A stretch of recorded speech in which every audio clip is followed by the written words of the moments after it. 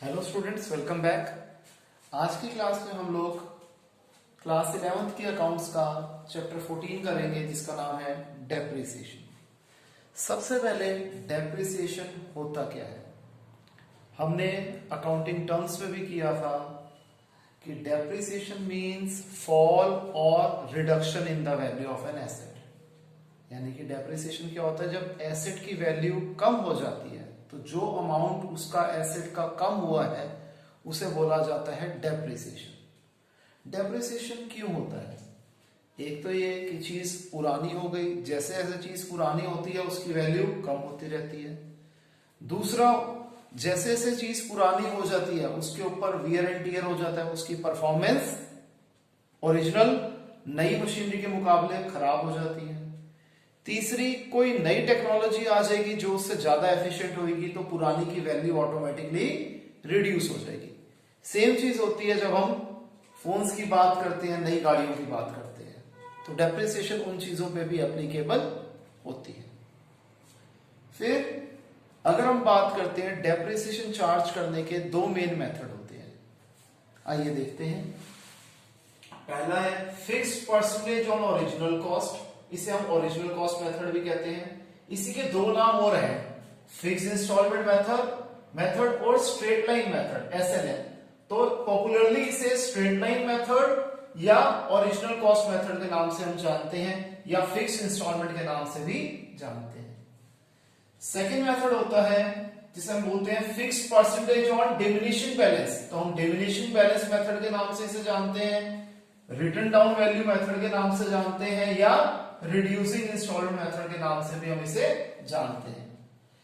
एक छोटा क्वेश्चन भी आ जाता है इस चैप्टर का कई बार, वो भी कर देते हैं कि उसमें अमाउंट ऑफ डेप्रिसिएशन निकालने का तरीका होता है cost of an asset minus estimated realisable या फिर scrap value upon number of years of expected life. यानी कि हमने एसेट कितने का खरीदा, इसमें परचेज प्राइस और उसके ओवरहेड एक्सपेंसेस भी हम जोड़ देंगे तो कॉस्ट ऑफ एन एसेट निकल आएगा। इसके बाद हम सबट्रैक्ट क्या कर देते हैं कि जब हम उसे बेचेंगे तो वो कितने का बिकेगा, एक एस्टिमेटेड ही वैल्यू होती है, इसलिए हम एस्टिमेटेड स्क्रैप वैल्यू या रिलायजेबल वैल्यू लिख देते हैं, और number of years of expected life से डिवाइड कर देंगे कि हम क्या मानते हैं कि ये एसेट कितने साल तक चलेगा। ठीक है जी। फिर रेट ऑफ डेप्रिसिएशन का फॉर्मूला होता है amount of depreciation upon cost of an asset into 100। इसे समझने के लिए आइए हम इलस्ट्रेशन 2 को देख लेते हैं। A firm bought a machinery for ₹7,40,000 on 1 April 2018 and 60,000 rupees is spent on its installation। तो टोटल मशीनरी कितने की पड़ गई हमें, 8 लाख रुपए की पड़ गई, purchase price plus installation charges. तो 740 प्लस 60, 8 लाख रुपए की हमें ये एसेट पड़ गया।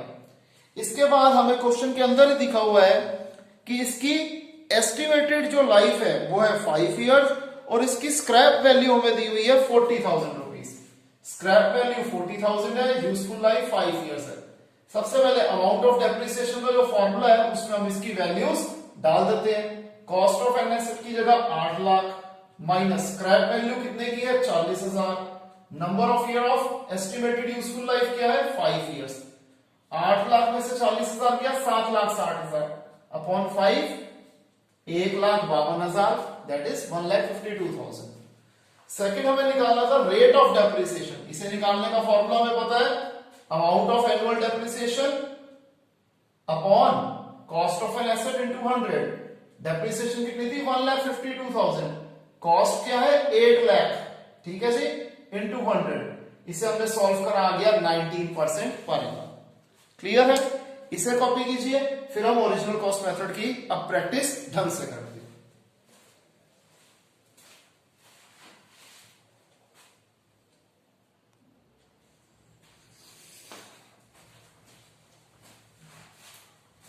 तो आइए हम देखते हैं इलस्ट्रेशन 5। एक बेसिक इलस्ट्रेशन है आपको कॉन्सेप्ट समझाने के लिए कि 1 अप्रैल 16 को हमने एक मशीनरी खरीदी 2 लाख रुपए की। डेप्रिसिएशन इसके ऊपर लगाना है 10% per annum original cost method में। 1 अक्टूबर 18 पे हमने यही मशीनरी बेच दी 1,20,000 की। हमें मशीनरी अकाउंट बना के दिखाना है 3 साल के लिए। मैंने क्वेश्चन को पहले शॉर्ट में एक बार लिख लिया था। देखिए जी, पहला अकाउंटिंग ईयर हमारा 1 अप्रैल 16 से खत्म हो रहा है 31 मार्च 17 तक। हमें अकाउंटिंग ईयर इस क्वेश्चन में गिवन है। तो इस अकाउंटिंग ईयर में मशीनरी है 2 लाख रुपए की, 10% डेप्रिसिएशन पूरा साल चल रही है, तो 2 लाख इंटू 10/100 इंटू 12/12 20,000 रुपए हो गया पहले साल का अमाउंट ऑफ डेप्रिसिएशन। देखिए इसे कैसे लिखेंगे। मशीनरी अकाउंट में हम डेबिट साइड पे लिखेंगे कि हमने 1 अप्रैल 16 पे 2 बैंक अकाउंट M1 यानी कि फर्स्ट मशीनरी हमने परचेज करी। डेबिट साइड पे परचेज आता है, अगर हम बैंक में लिखते हैं तो वो परचेज होगा, और क्रेडिट साइड पे बैंक यानी कि सेल होगा। अब डेप्रिसिएशन लगा 20,000, बाय डेप्रिसिएशन अकाउंट 20,000। डेप्रिसिएशन हमेशा साल के एंड में चार्ज किया जाता है, और 2 लाख में से 20,000 गए, बैलेंस कैरिंग डाउन आ गया 1,80,000। यही कैरिंग डाउन अगले साल का हो जाएगा ब्रॉड डाउन। अगला अकाउंटिंग ईयर शुरू होगा 1 अप्रैल 2017 में। अगेन सेकेंड ईयर में अमाउंट ऑफ डेप्रिसिएशन सेम रहेगा, क्योंकि ओरिजिनल कॉस्ट मेथड में सेम फिगर के ऊपर डेप्रिसिएशन लगती है। इस साल भी पूरे 12 महीने चल रही है, तो अगेन 20,000 आएगा अमाउंट ऑफ डेप्रिसिएशन। तो 20,000 हमने डेप्रिसिएशन लिख दिया। 1,80,000 में से 20,000 डेप्रिसिएशन चला गया, तो बैलेंसिंग फिगर कैरिंग डाउन की आ गई 1,60,000। यहां का कैरिंग डाउन अगले साल का ब्रॉड डाउन हो गया 1,60,000। थर्ड अकाउंटिंग ईयर जो कि है 1 अप्रैल 18 से 31 मार्च 19 तक, मशीनरी 2 लाख रुपए की है, 10% डेप्रिसिएशन भी है, लेकिन इस अकाउंटिंग ईयर में हम 1 अक्टूबर को मशीनरी बेच रहे हैं, यानी कि करंट ईयर में 6 महीने ये मशीनरी चल रही है, तो 6 महीने का डेप्रिसिएशन का अमाउंट निकलेगा 10,000 रुपए। ये हमने लिख दिया जी बाय डेप्रिसिएशन अकाउंट 10,000 रुपए। अब ये मशीनरी हमने बेची कितने की है? 1,20,000 रुपए की। Bye bank account sale of machinery 1,20,000। अब ये मशीनरी बेचने पे हमें फायदा हुआ या नुकसान हुआ वो भी देख लेते हैं।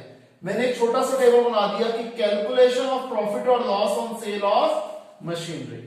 ये मशीनरी की कॉस्ट कितनी थी? 2 लाख रुपीस की थी। इसके ऊपर डेप्रिसिएशन कितनी लगी है?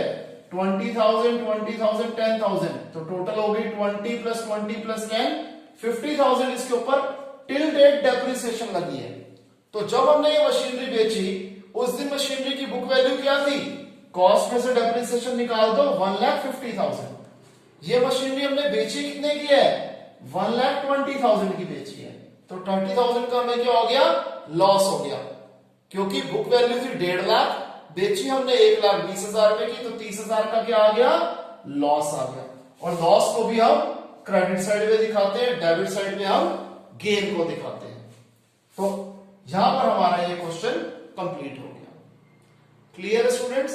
आप लोग इसे कॉपी करिए, और मैं हर बार बोलता हूं अगर किसी को कोई भी डाउट हो तो हम लाइव क्लास में उसे जरूर कवर करेंगे। पहले आप इसे कॉपी कर दीजिए।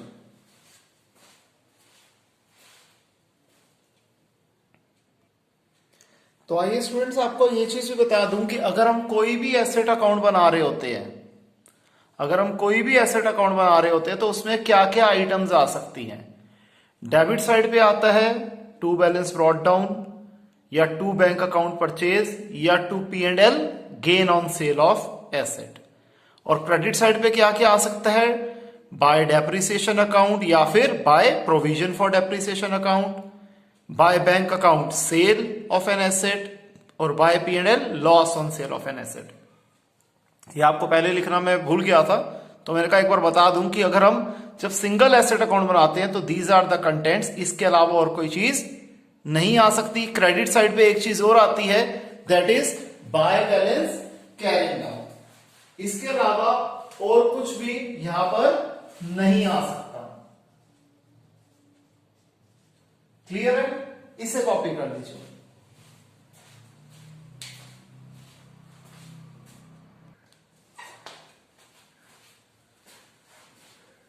तो आइए एक अगला क्वेश्चन हम करते हैं, इलस्ट्रेशन 7।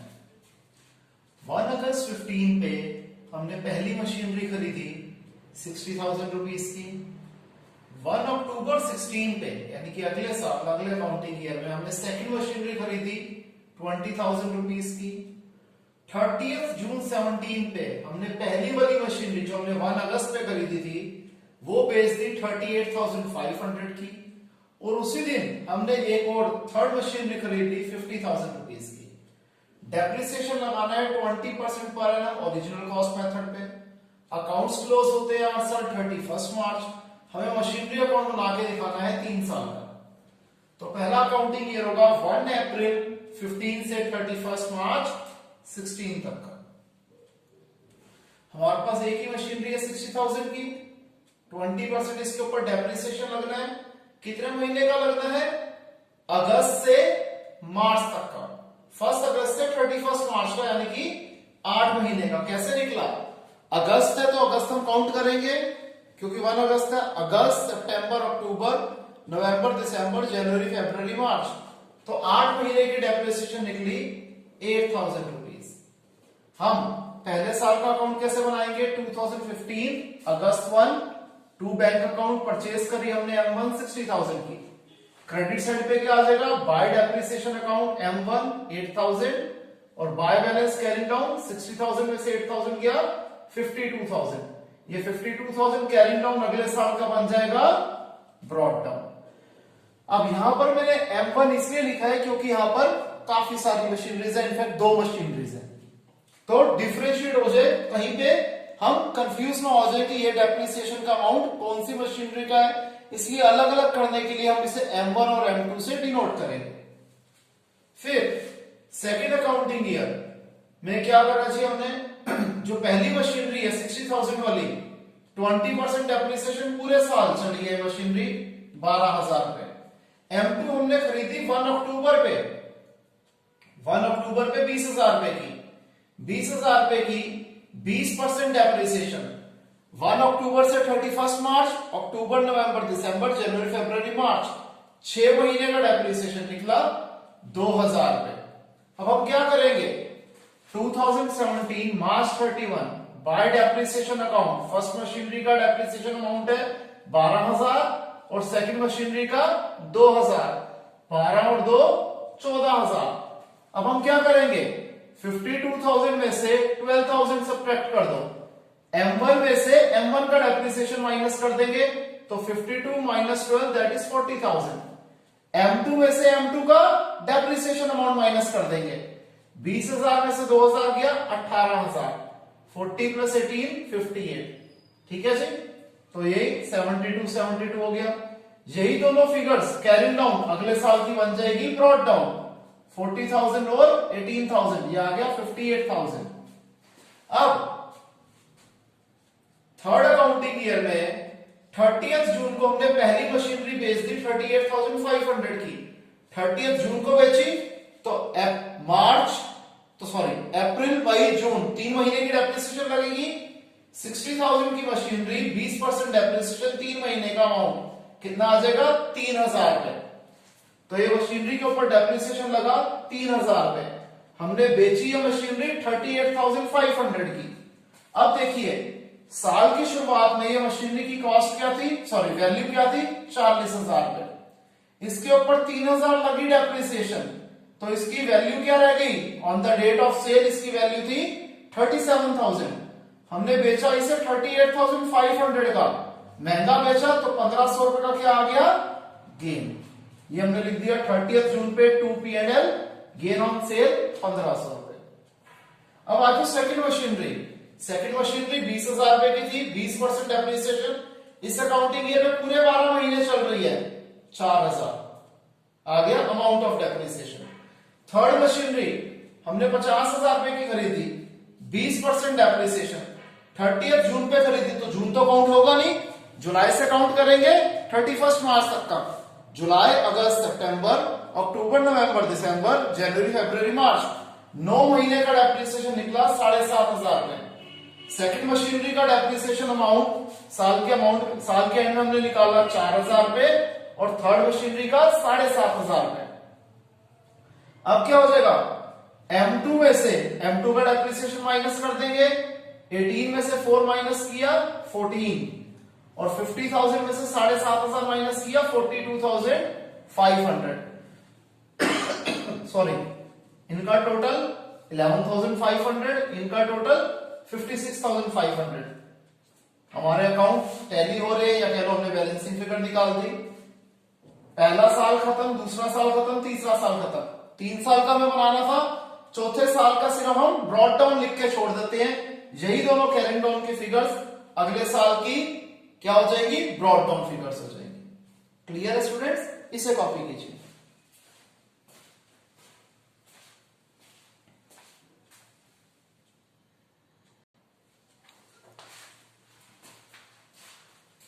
तो स्टूडेंट्स अब हम करते हैं इलस्ट्रेशन 14। ये हमारी सेकंड मेथड यानी कि रिटन डाउन वैल्यू मेथड के ऊपर बेस्ड है। एक बेसिक क्वेश्चन है, इसे समझते हैं। आइए, 1 अक्टूबर 15 पे हमने फर्स्ट मशीनरी खरीदी 1,80,000 रुपए की, 20,000 रुपए इसका ऊपर का खर्चा आ गया, तो टोटली मशीनरी हमें पड़ गई 2 लाख रुपए की। 30 सितंबर 18 पे हमने ये मशीनरी बेची 1,40,000 रुपए की और 4,000 रुपए डिसमेंटलिंग का खर्चा आ गया, तो इसमें से ये सब्ट्रैक्ट कर देंगे, तो यानी कि नेट हमारी ये मशीनरी बिकी 1,36,000 रुपए की। अकाउंट्स हर साल क्लोज होते हैं 31 मार्च में। डेप्रिसिएशन लगाना है 10% per annum, written down value method है, यूज हमने करना है। हमने मशीनरी अकाउंट बनाना है till the date of sale. तो 1 अक्टूबर 15 पे हमने मशीनरी खरीदी 2 लाख रुपए की। पहले इसका वर्किंग नोट्स बना लेते हैं फर्स्ट ईयर का। 2 लाख रुपए की मशीनरी, 10% डेप्रिसिएशन। 1 अक्टूबर 15 से 31 मार्च 16 तक कितने महीने होते हैं, 6 महीने होते हैं, तो 6 महीने की डेप्रिसिएशन आ गया 10,000 रुपए। 10,000 रुपए डेप्रिसिएशन है, 2 लाख में से 10,000 गए, 1,90,000 कैरिंग डाउन, जो कि हो जाएगा हमारा ब्रॉड डाउन। अगले अकाउंटिंग ईयर में अब फर्क क्या आता है कि अब ये जो फिगर है ब्रॉड डाउन है, हम इसके ऊपर डेप्रिसिएशन लगाएंगे। This is the only difference between OCM and WDV, यानी कि ओरिजिनल कॉस्ट मेथड और रिटन डाउन वैल्यू मेथड में यही फर्क होता है। तो हम 1,90,000 के ऊपर डेप्रिसिएशन लगाएंगे 10% पूरे साल की, क्योंकि इस साल कोई भी चीज ना इस मशीनरी में कोई एडिशन हो रही है ना हम कुछ इसे बेच रहे हैं। तो 19,000 डेप्रिसिएशन आ गई। 190 में से 1,90,000 में से 19,000 गया, 1,71,000 होगी हमारी कैरिंग डाउन, यही अगले साल की होगी ब्रॉड डाउन। अब अगले साल 1,71,000 पे डेप्रिसिएशन लगाया जाएगा 10% पूरे साल का, जो कि आया 17,100। 17,100 हमने डेप्रिसिएशन लगा दिया। 1,71,000 में से 17,100 गए, तो आ गया 1,53,900। ये कैरिंग डाउन इस साल का बन जाएगा ब्रॉड डाउन। अब इस अकाउंटिंग ईयर में 1 अप्रैल 18 से 30 सितंबर 18 तक का लगाएंगे डेप्रिसिएशन, क्योंकि 30 सितंबर पे हम मशीनरी बेच रहे हैं। तो 1,53,900 का 10% डेप्रिसिएशन 6 महीने के लिए कितना आ गया, 7,695। हमने लिख दिया जी डेप्रिसिएशन आया 7,695। हमने ये मशीनरी नेट बेची थी 1,36,000 रुपए की। अब देखिए प्रॉफिट या लॉस क्या निकला है। इस अकाउंटिंग ईयर की शुरुआत में यानी कि 1 अप्रैल 18 पे इसकी वैल्यू थी 153,900। इस अकाउंटिंग ईयर का 6 महीने का डेप्रिसिएशन कितना निकला है, 7,695। यानी कि जिस दिन हमने मशीनरी बेची उस दिन पे इसकी वैल्यू क्या थी, इसको डिफरेंस ले लेंगे 1,46,205। हमने मशीनरी बेची 1,36,000 की, तो 10,205 हमें हो गया लॉस। क्लियर है स्टूडेंट्स, इसे कॉपी कर लीजिए। एक क्वेश्चन और करते हैं इसी का थोड़ा एडवांस लेवल का।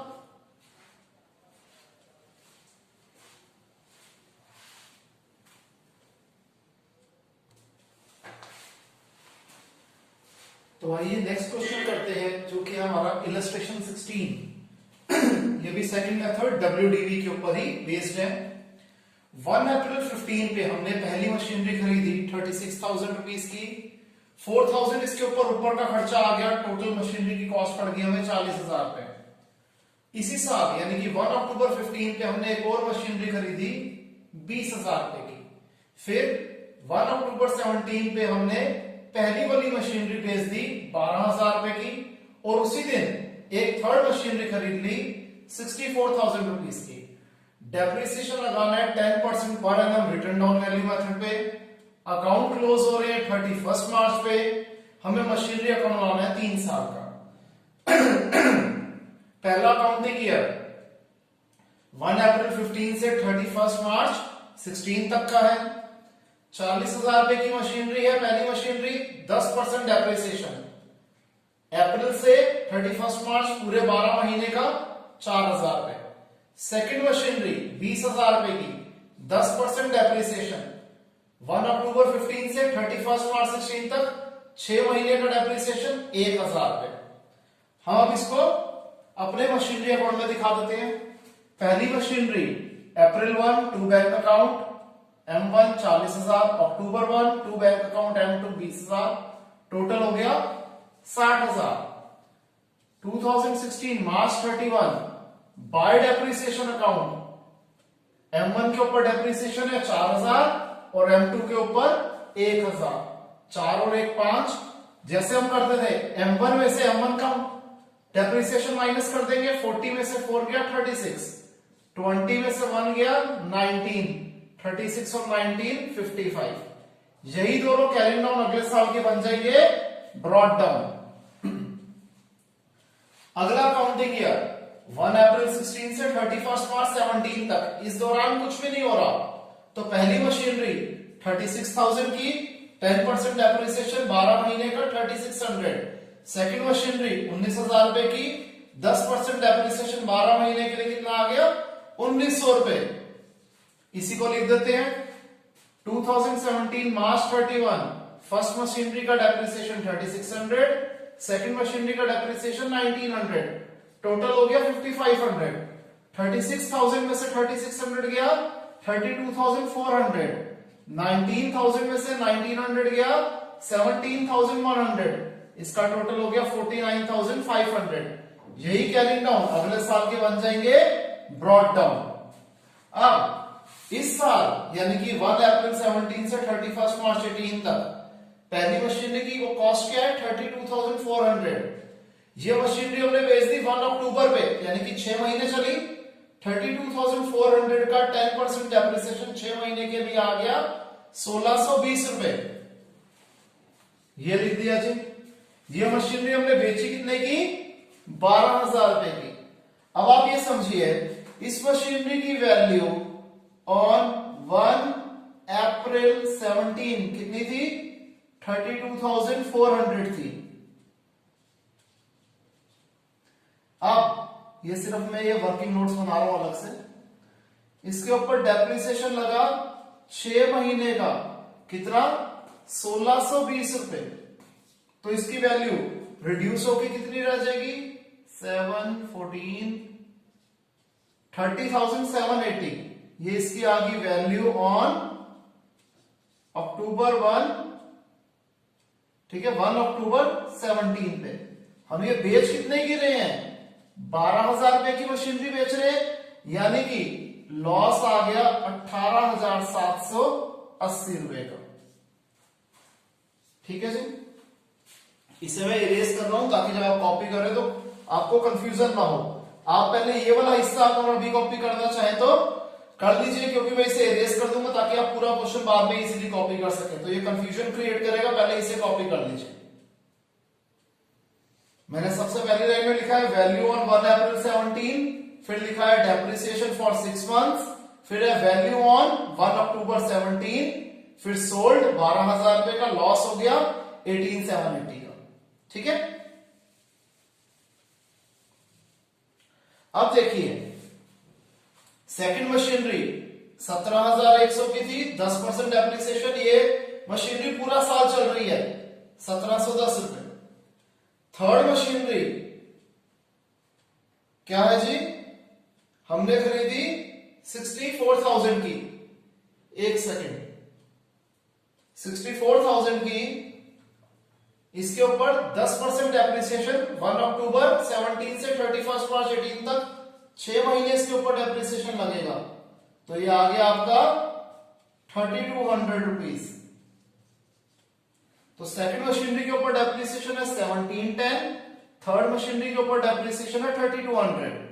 फिर M2 में से M2 का डेप्रिसिएशन माइनस कर दो, ये आ गया। M3 में से M3 का डेप्रिसिएशन माइनस कर दो, ये आ गया। अब स्पेस का कंस्ट्रेंट है इसलिए 3 साल का अकाउंट तो बना लिया, फोर्थ ईयर का जो ब्रॉड डाउन लिखना था वो मैं नहीं लिख पा रहा क्योंकि स्पेस का कंस्ट्रेंट है। तो यही कैरिंग डाउन हमारा 1 अप्रैल 18 पे हो जाएगा to balance brought down. Clear है स्टूडेंट्स?